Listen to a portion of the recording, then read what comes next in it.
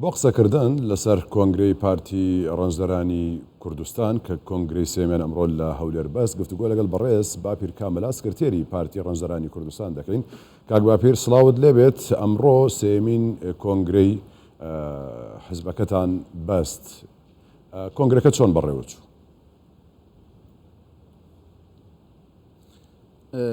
زۆر سوپاس بۆ کەی 24 هەم ئامادەی هەبوو لە کۆنگرەکە هەم هەواڵەکانی ڕووداوەکانی دەگوازتەوە بۆ ئاشناکردنی خەڵکی کوردستان. سڵاو لە بینەران و بیسەرانی خۆشەویست، سڵاو لە ئێوەش.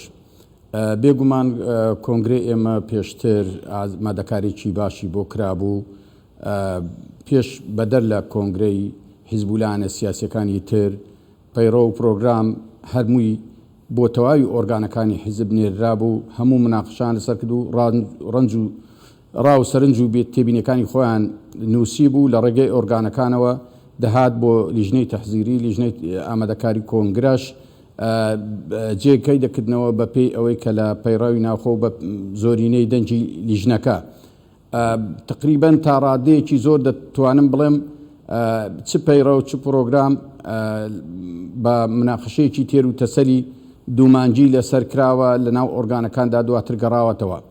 دەربارەی خۆ کاندیدکردنی ئەندامانی بۆ بوون بە ئەندامی ئەنجومەنی گشتی کە شتێکی نوێ لە نێو پەیڕەوی ئێمەدا، نەک ئەوە ئەنجومەنی گشتی ببێت وەکو پەرلەمانێکە تەسەوڕ دەکەن لە حیزبەکانی تر، بۆ ئێمە دەستگایەکی تەنفیزی دوانەمان دروست کردووە کە پێک دێ لە ئەنجومەنی سەرکردایەتی و ئەنجومەنی گشتی. ئەو ئەنجومەنە گشتیش خۆپاڵاوتن دەرگای خۆپاڵاوتنی 10 ڕۆژ پێش کۆنگرە کرایەوە لە 15 ڕۆژ پێش کۆنگرە، بەڵام 10 ڕۆژ ماوان هەبوو سیڤی خۆیان بنێرن و ناوی خۆیان تۆمارکەن و بۆ ئەوەی ناوەکە لای لیژنەی تەحزیری هەبێ و ئەو ڕۆکات کەمتر بگرێت و بتوانین شتەکانمان خێراتر بڕات و مەجای بیرکردنەوەش بۆ خۆ کاندیدکردن زیاتر هەبێ بۆ ئەوەی کە خۆی کاندید دەکات لە بۆ ئەنجومەنی گشتی و ئامادەکاری هەبێت. بێگومان ئەوە پرۆسێش ئەنجام درا و بێ ئەوە تەنها ئەندامانی ئەوانی کە خۆیان هەڵبژار بوو یان خۆیان پاڵاوت بوو بۆ ئەنجومەنی گشتی هاتن تەنها ناویان خوێنراوە خۆیان ناساند بەبێ هیچ گرفتێک. دواتر پەیڕۆ و پرۆگرامیش بێگومان پێشتر دەنجی لەسەردرا بە کۆی دەنگ قبول کرات چونکە هەمویان تیاندا بەشداری کرد بوو. سکرتێریش وەکو شتێکی ئاسایی کە پێویست بوو سکرتێر پێش لە دوای قبولکردنی پەیڕۆ و پرۆگرام هەڵبژێرێتەوە هەڵبژێرایەوە.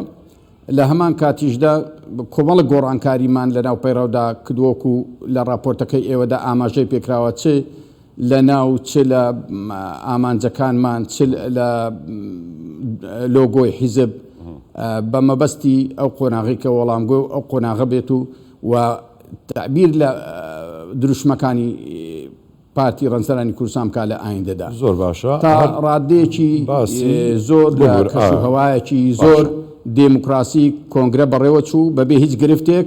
هەو تا ئێستاش کۆنگرە بەردەوامە و دەنگدان دەست پێکرا ماوەیەک لەمە بۆر کۆتایی بە دەنگدان هاتوو دەست بە پرۆسەی جیاکردنەوەی دەنگەکان دەکرێت. ئێستا باشە کاک باپیر لەنێو قسەکانتدا باس کۆمەڵ پرسیدکردنیەک لەوانە لەم کۆنگرەیەدا گۆڕنی ناو و لۆگۆی حزبەکە و هەروەها لە پەیڕۆ پرۆگرام لە ناوەڕۆکیشداوە ئامانج و ئەنجامەکان. دەمە یەکسەرەوە پرسم بۆچی ناوەکەتان گۆڕی، بۆچی ئەو ناوەتان پێشیاوتر بوو لە کۆنگرەی سێیەمدا باسی ئەوە بکەن بیگۆڕن؟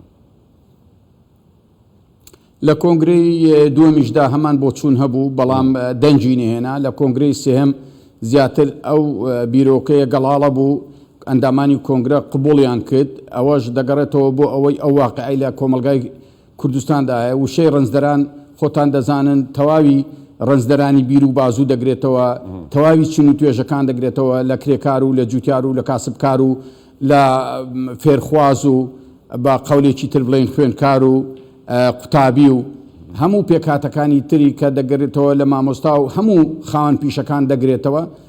بۆیە ڕەنجدەران بەتەنیا بۆ ناوی حیزب بەس بوو ئەو کاتی کە کۆنگرەی دووەمی حیزبمان یەکەمی حیزبمان پەسەندی یان ناوزەدی پارتی کرێکارە ڕەنزەرانی کوردستان کرد لە قۆناغێکی تردا بوو کە 2006 بوو ئەو کات ئەو ناوە پێویست بوو بە پێی پێکهاتەی کۆمەڵایەتی و چاوەڕێکردن گۆڕانکاری گەورە بکرێت بەڵام ئەو گۆڕانکاریانە بەهۆی ئەو هەلومەرجەی هەرێمی کوردستان و عێراقی پێدا تێپەڕی ئێمە چاوەڕێمان دەکرد نەکرا بۆیە پارتی ڕەنزەرانی کوردستان بۆ ئەوڕۆ پێویست بوو لەسەر بنەمای پێویستی بوون و لە وەکو حیزبێکی میلی کوردستانی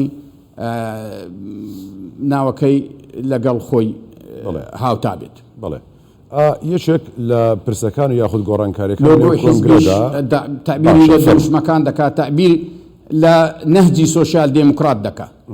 زۆر باشە. بابەتێکی دیکە کە لە نێو کۆنگرەدا هەستی پێدەکرێت ئەویش ئەوەیە کە زیاتر گرنگیدانە بە مەسلەی ژن ینی بۆ لەم کۆنگرێدا ڕێژەی ژن 15 جیاواز لە دوو کۆنگرەکەی ڕابردوودا کە ڕێژەکە کەمتر بوو چۆن بیرتان لەمە کردەوە ئەمە مەسلەی ژن و چ گۆڕانکاریەکی دیکە هەبووە کە بە خێرایی باسی لێوە بکرێت کە لەم کۆنگرێدا هەیە. بێگومان ژنان دەگەڕێتەوە بۆ ئەوەی خەباتی ژنان لە ناو ڕیزەکانی پارتی کرێکاران ڕەنزەرانی کوردستان کە ئێستا پارتی ڕەنزەرانی کوردستانە برەویدا لە دوای کۆنگرەی دووەم زیاتر ژنان هاتنە ڕیزەکانی پارتمان پارتی ڕەنزەرانی کوردستان ئەوە هۆکارێک بوو کە ڕێژەی ژن بەرز بێتەوە لە نوێنەرایەتیشیان زیاد بێت لە نوێنەرایەتیشیان زیاد دەبێت بێگومان لە ڕێبەرایەتیش ڕێژەیان زیاتر دەبێت. ئێمە بەدەر لە حیزبەکانی تر بە هیچ شێوەیەک کۆتامان پەنامان نەبردێتەوە کۆتا وامان کردەوە واقعی حیزبەکە چۆنە ئاوا ڕەنگی لێداتەوە لە هەڵبژاردنەکاندا لە کۆنگرە و کۆنفرانسەکانیشدا چەند حزوری ژن هەبێ ئەو نسبەتە بەشدار بێ. ئێستا ڕێژەی بەشداری لە ناو حیزبدا ڕێژەیەکی باشە و من پێشم وایە لە دوای کۆنگرە ڕێژەی ژنان و بەشداریکردنی ژنان لە ڕیزەکانی پارتی ڕەنزەرانی کوردستان زیاتر دەبێت. بڵێ بەڕێز باپیر کامەلا سکرتێری باش ئەگەر قسەیەکت ماوە بفەرموو. زۆر سپاس بۆ ئێوە سڵاو بۆ خەڵکی کوردستان پیرۆزبایی لە تەواوی چین و توێژەکانی کۆمەڵگا دەکەم کە بتوانن پارتی ڕەنزەرانی کوردستان بتوانێت زیاتر توانەکانی خۆی بەگەڕ بخا بتوانێت خزمەتی تەواوی چین و توێژەکان کات خزمەتی گەل و وڵات کاو زیاتر بۆ زیاتر بەختەوەرکردنی گەل و ئاوادانکردنی وڵات ئێوە شەر سەرکەوتوو بن. بەڵێ سپاس. بەڕێز باپیر کامەلا سکرتێری پارتی ڕەنزەرانی کوردستان زۆر سپاس بۆ تۆ مادوومان کردیت.